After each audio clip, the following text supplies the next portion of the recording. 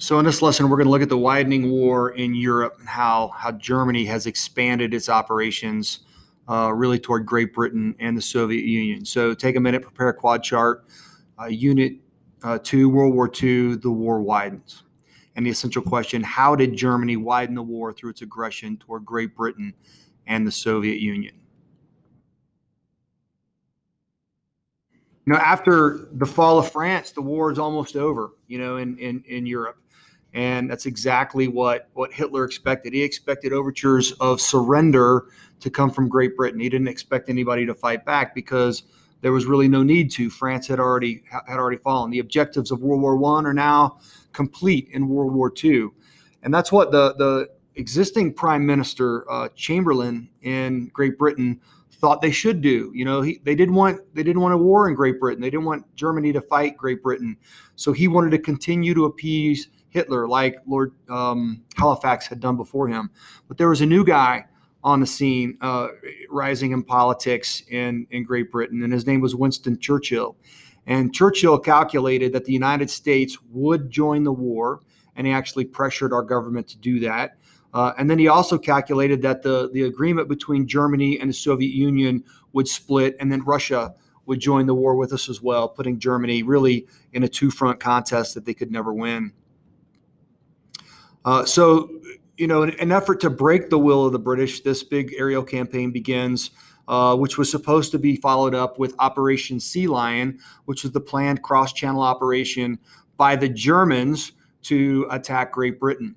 Of course, we remember from the last lesson that, the Germans didn't have a navy left anymore. The really small boats were all that was remaining, so it would never have been possible because their ships were all damaged.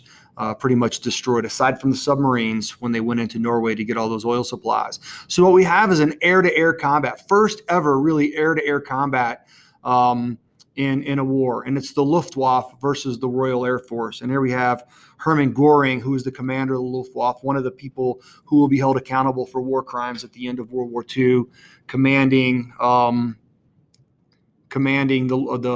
Luftwaffe, and Sir Hugh Dowding commanding the Royal Air Force. Now, Dowding is a tactical genius when it comes to air forces, and he employs early warning radar to get detection of when the Germans are launching their aircraft so they can scramble fighters to go up and fight them. He is really a turning point in the air war and really in the war for Germany in entirety, because until this point, there'd been nobody who could really evolve to stop them. So this is what they do. They have long-range radar, signified by the hard red line, and then lower level or short-range radar really close into the island. So they can really detect anytime these aircraft are taking off and moving across the English Channel. They can scramble fighters to intercept. So a lot of this combat is going to happen out here over the English Channel and not into Great Britain itself. You can see that the range of these bombers is only going into the southern end initially of Great Britain. Something else that Dowding does is he relocates some of these fighter commands off of the front line of the air war to the rear or outside of range of German aircraft. He does that for a couple of reasons. One, you get crew rest, you get recuperation from combat, and these pilots can recover a bit before having to move back into the line of fire. Two, you can do maintenance without fear of having being bombs and everything. Part of this reach of the Germans is that they had bad intelligence. They were wrong on virtually every bit of intelligence that they had as they took this fight into Great Britain. Yeah, because of the way he staged the people up in the north, very, very little attrition, and he could hold the Germans off until they could refight later on. Which brings us up to the Battle of Britain. Both the Royal Air Force and the Luftwaffe deliver heavy losses to each other. Göring still preparing for this cross-channel landing. That's never going to happen. He starts to attack coastal airfields and then working inland to try to defeat the Royal Air Force and the Great Britain military that's on the ground. This is devastating for the Germans. The Luftwaffe takes such heavy losses that they can no longer conduct operations other than daytime operations. The Royal Air Force has decimated the Luftwaffe to the point that a large air raid really can't take place. So the Royal Air Force retaliates and the Blitz begins. And they start runs against German cities, which outrages Hitler. And up until this time, he had not allowed the open bombing of civilian populations. And that's exactly what he allows now. And he does this specifically on London. For 76 consecutive nights, they destroy over 1 million homes, 40,000 casualties. The British people, they kind of, evolve. They anticipated coming. They'd start running these blackouts. When the radar would tell them that there was incoming aircraft, they would shut off all the lights in cities, making it very difficult to attack. I had a friend of mine when I grew up with. I went from kindergarten all the way through high school together with him. He lived across the street from me. His mother was British, and she had lived through this as a child. This photograph is something that she would tell us stories about. With the air raid sirens would come on, they'd shut off all the power in the cities, and everybody would go down into the subway where they were relatively safe. And she said, as a little girl, she spent many nights living underground in a subway while the bombs were just rattling down all over her head. And this is what the city starts to look like. In certain areas, just decimated to where it would have to be completely rebuilt. This map shows that, again, without any lights on. This is a very prominent place, St. Paul's Cathedral, downtown London, that the aircraft could see as they were coming in, even with lights being out at night. And they would key in on that. So that's where a lot of the bombs were dropped. You can see the heaviest damaged ones are black, were completely destroyed. The purple on the map are buildings that were destroyed beyond repair, that they had to completely go down and remove and then start from scratch. Anything red was nearly beyond repair, meaning that most of them probably had to be destroyed and rebuilt as well. And anything orange, they were able to repel. So although not a strategic victory, pretty devastating to the people who lived there and who lived through it, but ultimately a failure. There's no long-term strategy by the Luftwaffe. Again, they're primarily used in a role to support troops on the ground. So this is something new to them. Their bombing was inconsistent, similar to their intelligence being wrong. They never had good intelligence or information on where they should bomb and what the results of last night's bombing may have been, so they could return and completely destroy something. And then they just lacked resources, something that we'll see becoming a theme in this for Great Britain. So on to Russia. Stalin and Hitler are really similar. And I'll just pause for a minute for you guys to take a look at this chart to see the similarities between these two really megalomaniac dictators.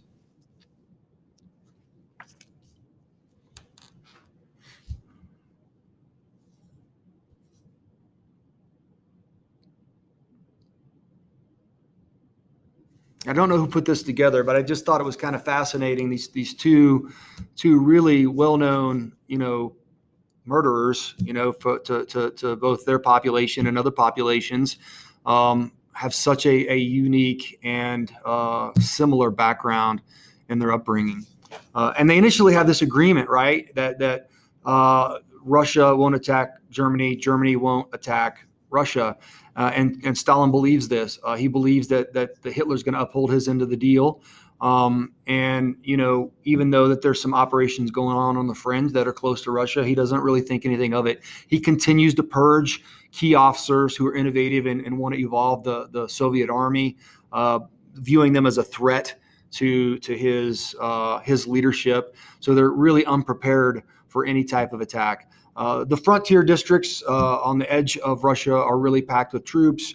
That's what Russia has. They have the biggest army in the world. They're not very advanced, but they have people, and they're really given orders. If anything happens, no retreat. And the message in there is, your consequence is to fight to the death. So you're never supposed to retreat. Hitler really sees that he has to go to the east. There's oil supplies in Ukraine that he's going to go after. He's got to do something if he's going to continue to fight a war on the Western Front, and he's going to have to do it on the Eastern Front. So they seek to really invade that area, and they do it as conquerors, not liberators. And I think that's an interesting distinction. If they would have went into the Soviet Union, which was poor, right? They're communist. They're not doing very well. If they went in as liberators to bring in a better way of life, the people very well may have embraced that. But conquerors don't do that. They were going in to destroy communism, to destroy the communists, and they were going to do it in a really, really brutal kind of way. They began this organization called the Einsatzgruppen, and they deployed 4 units of them all throughout the front of the Soviet Union. And the Einsatzgruppen's message, or their mission, was to liquidate. And I use that word for emphasis. They were to liquidate Jews, communist officers, and other undesirables. And they expand that really to include priests, the cultural elite, and any educated people, because those are the type of people who can form resistance and fight back. So this entire group that they were trying to liquidate were primarily civilians. This was not an emphasis to target military units. So you had groups A, B, C, and D moving all across the Eastern Front into the Soviet Union. And I would just recommend, if we were in class, I normally show an episode of there's a mini series on Einsatzgruppen on you can get it on Amazon Prime. It's well worth the watch. There are survivors who are children who lived through this and experienced it. They saw their own people turn on them, and they witnessed some really, really horrific sites. And it's just worth your time to watch an hour or an episode of that to see for yourself what some of these people did. Some of the pictures to come out of these death squads are just brutal, and things that remind me of what I saw with the Islamic State as they took over in areas in northern Iraq. So as we saw those great big ditches and the people being marched out to their deaths, this is the same thing, just evil that I remembered from World War II. This picture is particularly troubling. If you look at it, you'll notice that all of these women are naked, and some of them are holding babies. They're waiting in line to be marched down to a trench, very much like the one in the last picture, and to be shot in the back of the head or to be shot by machine guns. And something that's also troubling about this is, again, I've told you some of these stories before. It's not uncommon in warfare for this type of thing to have happened. But when they do this to women, they force them to take their clothes off. And it's when they do it to men, they forcibly strip them. And part of it is dehumanizing and shaming them before the final reality of their execution. As they start to stalemate, High Command realizes, German Command realizes that Russia is just too big. I mean, it's never been conquered. It's too big to really take over all of Russia, and they're gonna run out of logistical supplies. So they focus on seizing control of Moscow, just like Paris. If Moscow falls, the Soviet Union will fall. But the Germans are really, battle hardened, experienced, but they lack logistical resources to continue this fight, which gives the Russians an opportunity to regroup and launch Operation Barbarossa, what they call the Great Patriotic War, which is their assault back into the German army. As 3 million troops invade the Soviet Union, the Red Army can't believe that it's happening, right? Stalin is completely taken back. So I want to read this caption to you. As a young man out on the Eastern Front reports back to Russian command, what should we do? We are being attacked. His reply from the officer was, "You're insane. And why is your signal not in code?"